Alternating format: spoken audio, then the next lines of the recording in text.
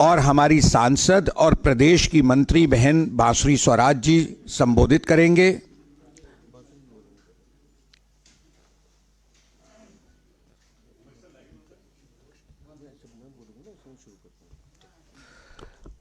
और हमारे साथ इस प्रेस वार्ता में मीडिया रिलेशन विभाग के प्रमुख श्री विक्रम मित्तल जी भी हैं।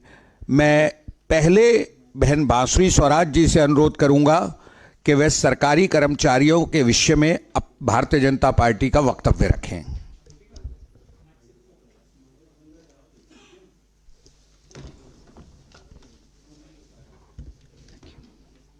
थैंक यू अमन भैया।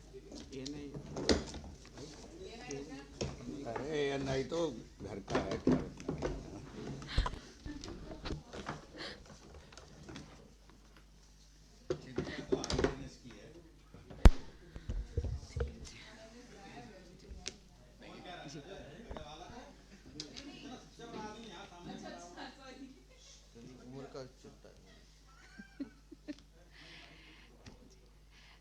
दिल्ली प्रदेश के यशस्वी प्रदेश अध्यक्ष आदरणीय वीरेंद्र सचदेवा जी, बड़े भाई प्रवीण शंकर कपूर जी, बड़े भाई विक्रम जी और यहाँ उपस्थित मीडिया के बंधुगण, आदरणीय प्रधानमंत्री श्री नरेंद्र मोदी जी ने नववर्ष चढ़ते ही पूरे भारत के और खास करके दिल्ली के सरकारी कर्मचारियों के लिए एक बहुत ही बड़ा तोहफा, एक बहुत ही बड़ी भेंट दी है। आदरणीय प्रधानमंत्री श्री नरेंद्र मोदी जी के नेतृत्व में कैबिनेट ने 8वें केंद्रीय वेतन आयोग के यानी कि 8th पे कमीशन के गठन की मंजूरी दे दी है। इससे आप देखेंगे कि पूरे भारत में 48.62 लाख केंद्रीय कर्मचारियों को इससे लाभ होगा। 67.85 लाख पेंशन भोगियों को लाभ होगा। और अगर हम केवल अपनी दिल्ली, अपनी राजधानी की बात करें तो 4 लाख से ज़्यादा कर्मचारियों को इससे फायदा मिलेगा। आप देखेंगे कि ये बहुत ही ज़्यादा महत्वपूर्ण निर्णय है क्योंकि इसके कारण 92% से बढ़ोतरी होने वाली है वेतन में। इसके कारण जो महंगाई का भत्ता है यानी डीए में भी वृद्धि होगी। जो होम के लिए अलाउंसेस होते हैं यानी घर खरीदना आसान हो जाएगा, रेंट करना आसान हो जाएगा। और ये पे कमीशन की रिकमेंडेशंस 2026 से लागू हो जाएंगी। इस अनूठे उपहार के लिए, इस दूरगामी, इस दूरदृष्टि वाले निर्णय के लिए दिल्ली प्रदेश हमारे यशस्वी प्रदेश अध्यक्ष वीरेंद्र सचदेवा जी के साथ समस्त भाजपा दिल्ली प्रदेश आदरणीय प्रधानमंत्री श्री नरेंद्र मोदी जी का आभार और अभिनंदन प्रकट करती है। धन्यवाद।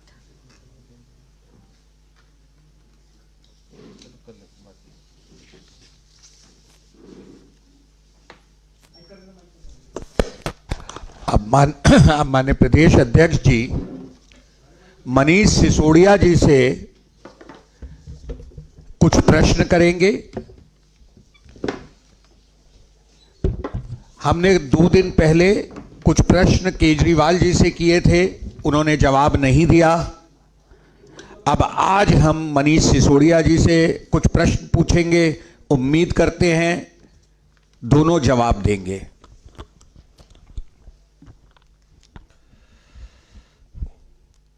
मंच पर उपस्थित इस प्रेस वार्ता में मेरे साथ हमारी सांसद बांसुरी स्वराज जी, विक्रम मित्तल जी, प्रवीण जी, उपस्थित सभी साथियों, जैसा अभी बांसुरी जी ने बताया कि दिल्ली के 4 लाख कर्मचारियों को सीधा सीधा लाभ इस 8वें वित्त वेतन आयोग का होने वाला है। हर्ष का विषय है कि जैसे हम बार बार कहते हैं कि माननीय प्रधानमंत्री जी के संरक्षण में समाज के हर वर्ग की चिंता की जा रही है, तो इसका हम स्वागत करते हैं, अभिनंदन करते हैं। साथियों, अभी 2 दिन पहले जो सवाल हमने पूछा था उसकी गुत्थी अभी सुलझी नहीं है।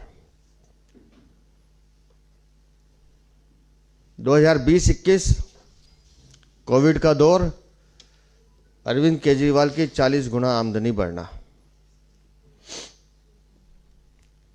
सैफ अली खां सलमान खान, बाबा आजमी, उन सब पर ज्ञान देने वाले अरविंद केजरीवाल इस मुद्दे पे गूंगे बन के बैठ जाते हैं। दिल्ली का चुनाव है अरविंद बाबू, जवाब तो देना पड़ेगा। पैसा कहां से आया है और सिर्फ उसी दौर में क्यों आया है 40 गुना? कोई तो सोर्स होगा। और आप चुप रहेंगे और हम नहीं पूछेंगे तो ऐसा है नहीं।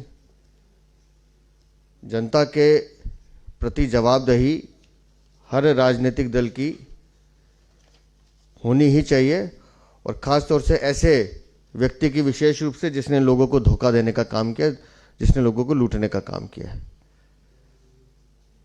अभी हम केजरीवाल के चुप रहने का रहस्य समझ रहे थे तो हमारी टीम ने हमें बताया कि उनके शराब मंत्री को भी चेक कर लें। अमूमन आप देखिए उनके एफिडेविट में तो उनके एसेट्स वगैरह में ऐसे कुछ नहीं दिखता है, नॉर्मल सिंपल जैसे बाकी लोगों का होता है। बैंक अकाउंट में फिक्स डिपॉजिट है, इतने पैसे, इतने, वो नॉर्मल चीज़ है। लेकिन जो चीज़ खटकती है, हम और आप सब अपने व्यवसाय को या अपने बच्चों को पढ़ाने के लिए, उनका भविष्य सुधारने के लिए अलग अलग तरीके से लोन लेते हैं। लोन लेना है तो बैंक से लेंगे और उसको दिखाएंगे भाई हमने ये लोन लिया और हमारा बच्चा इसमें पढ़ रहा है। अब मनीष सिसोदिया भी लोन लेते हैं अपने बच्चे के लिए। अच्छी बात है, पढ़ाना चाहिए, कोई दिक्कत नहीं, बच्चे पढ़ लिख के अच्छे बने, कम से कम शराब का काम ना करें, इसमें कोई बुराई नहीं है। 1.5 करोड़ का लोन है शिक्षा कर्ज, पर जब हम उसकी डिटेल में जाते हैं तो वो 1.5 करोड़ का कर्ज दिया किसने है? बैंक ने नहीं दिया है, किसी संस्था ने नहीं दिया है, वो व्यक्तिगत मित्रों ने दिया है। कौन है वो व्यक्तिगत मित्र? और मजे की बात यह है, ये लोन भी उस शराब नीति के बाद आता है। 2026 करोड़ जो सीएजी रिपोर्ट कह रही है कि शराब घोटाले में घालमेल हुआ है, 2026 करोड़, तो ये 1.5 करोड़ भी उसके बाद आता है। देने वाले जो सज्जन हैं वो एक श्रीमान कोई रोमेश चंद मित्तल है, लोन देते हैं, बिना किसी लालच के देते हैं, बिना किसी इंटरेस्ट के देते हैं, और कुछ ज़्यादा नहीं है, 86 लाख रुपए, 86 lakhs। अब मित्तल साहब बताएंगे 86 लाख कहाँ से आया। ये वाले मित्तल नहीं है, वो दूसरे हैं।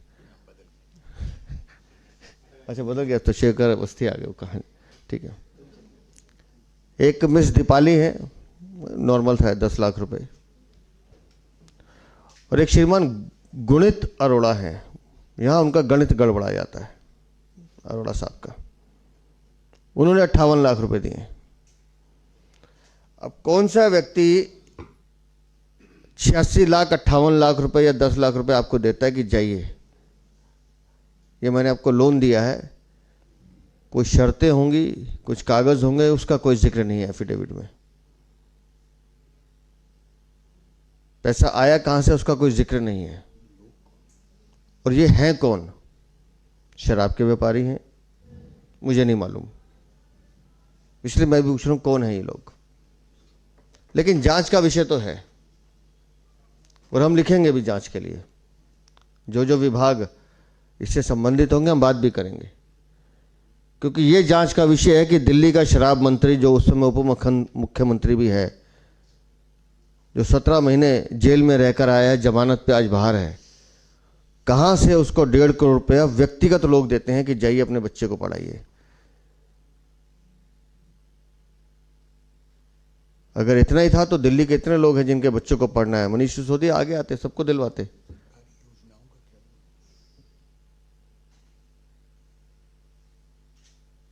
और सरकार इतनी योजनाएं देती है, इनकी अपनी योजनाएं थी, कौन से ब्लास्टर और कौन से पता नहीं कौन कौन से, कि हम इतना लोन दे रहे हैं, इतने बच्चों को विदेश भेज रहे हैं पढ़ने के लिए। अरे अपने बच्चे को भेज देते। और केंद्र सरकार की इतनी योजनाएं हैं उस शिक्षा के लिए, उसका लाभ ले लेते। बैंकों का लाभ, जिन बैंकों में अपने फिक्स डिपॉजिट 19 लाख 10 लाख 12 लाख करा रखे हैं, 14 लाख, उन बैंकों से लोन ले लेते। लेकिन ये जो 1.5 करोड़ की एंट्री है, ये संदेह पैदा करती है, और जब संदेह पैदा करती है तो फिर संदेह का निराकरण होना ही चाहिए। पहले एक व्यक्ति चुप हुआ था, अब मैं उम्मीद करता हूं कम से कम मनीष सिसोदिया चुप नहीं रहेंगे। उनको आके जवाब देना चाहिए, और उन तीनों को भी साथ में लाना चाहिए, रमेश चंद्र मित्तल, दीपाली और गुणित अरोड़ा। वो बताएं कि ये एंट्री कहां से आई है। आप मंत्री रहे, उप मुख्यमंत्री रहे, आप ऐसे पदों पे बैठे हैं जहां आपको जवाब देना पड़ेगा कि आखिर सोर्स क्या है। आज तक हमें शीश महल का सोर्स नहीं बताया इन्होंने कि 50-60 करोड़ रुपया कहां से आया। पीडब्ल्यूडी मना करती है, लेकिन लगातार पूछेंगे क्यों। ये पैसा दिल्ली के लोगों का पैसा है, और दिल्ली के लोग ये जानना चाहते हैं कि किस तरह से आपने उनके विश्वास को तोड़ने का काम किया, धोखा देने का काम किया, लूटने का काम किया। इसका जवाब तो देना पड़ेगा, और ये बात हम बार बार पूछेंगे।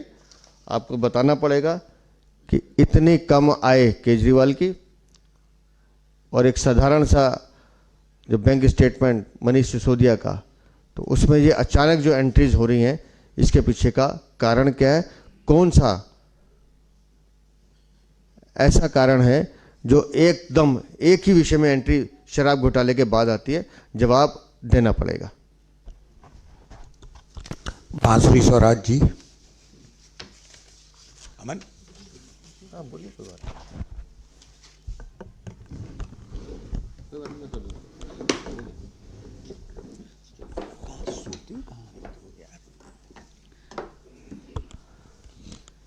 When you're a constitutional post holder, then you need to hold yourself to a higher standard than any other individual who's a private individual. जब आप सार्वजनिक जीवन में होते हैं तो आपका कुछ भी व्यक्तिगत नहीं होता। आपको, खास करके आप कॉन्स्टिट्यूशनल पोस्ट होल्डर हैं, आप डेप्यूटी सीएम रह चुके हैं दिल्ली के, आपकी जवाबदेही जनता को बनती है। ऐसे में मैं मनीष सिसोदिया जी से, उन्होंने जो चुनाव में जो एफिडेविट फाइल करा है, उसमें जो लोन की एंट्रीज दिख रही हैं, उस पर 3 सवाल पूछना चाहूंगी। जैसा कि आदरणीय प्रदेश अध्यक्ष वीरेंद्र सचदेवा जी ने कहा, ये बहुत सस्पिशियस लगता है। इसमें मैं पूछना चाहूंगी सबसे पहले तो, ये तीनों प्राइवेट इंडिविजुअल्स कौन हैं जिनसे आपने 1.5 करोड़ रुपया लिया है? रादर 1.5 करोड़ से ज्यादा ही है, इट्स 1.53 करोड़। मैं दूसरा सवाल ये पूछना चाहती हूं कि क्या ये पैसा आपने उसी समय लिया था जब शराब नीति आप बना रहे थे, इंप्लीमेंट कर रहे थे, और जिसमें ऑनरेबल हाई कोर्ट ने कहा है कि आम आदमी पार्टी के शीर्ष नेतृत्व ने 90 से 100 करोड़ रुपए के किकबैक्स लिए हैं? मैं ये भी पूछना चाहती हूं कि क्या ये लोन जेन्युइन है, या ये भी केवल एंट्री घुमाने का एक माध्यम है? सिसोदिया जी, इन तीनों सवालों पर आपकी जवाबदेही बनती है।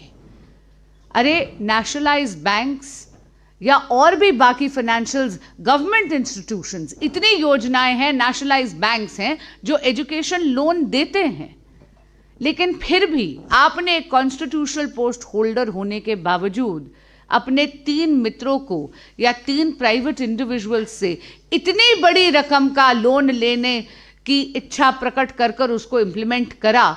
इस पे आपकी जनता से जवाबदेही बनती है। धन्यवाद। आपके कोई प्रश्न? सवाल ये है कि अरविंद केजरीवाल ने ये सवाल खड़े किए हैं कि शराब नीति को लेकर के एक स्क्रीनिंग जो है वो करना चाहते थे, मीडिया को दिखाना चाहते थे, दिल्ली पुलिस ने उसको रोक दिया।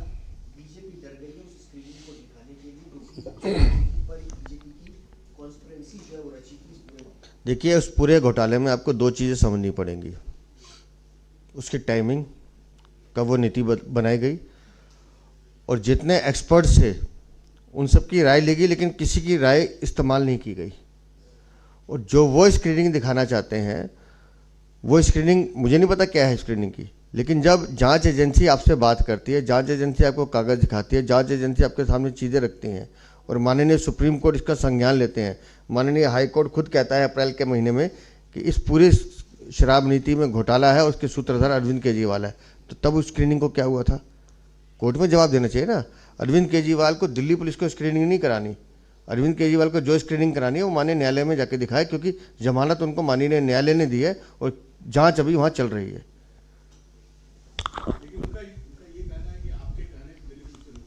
नहीं, हमारे कहने से अगर रुकता होता तो भाई साहब जमानत ही नहीं होती। माननीय न्यायालय ने उनको जेल भेजा, माननीय न्यायालय ने उनको जमानत दी, विषय अब न्यायालय के संज्ञान में है, उसमें हम और आप क्या करेंगे? कोई और विषय पे रहें, विषय पे रहें।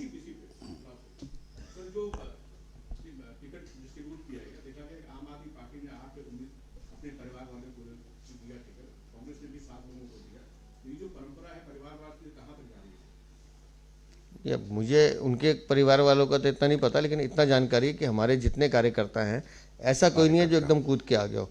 8, 10 साल, 15 साल, 20 साल से काम कर रहे हैं। अब मान लीजिए मैं हरीश खुराना का नाम लेता हूँ। हरीश खुराना लगातार 2013 से तो प्रवक्ता ही रहे हमारे, आज हम 2025 में हैं, उससे पहले जिले में काम करते रहे।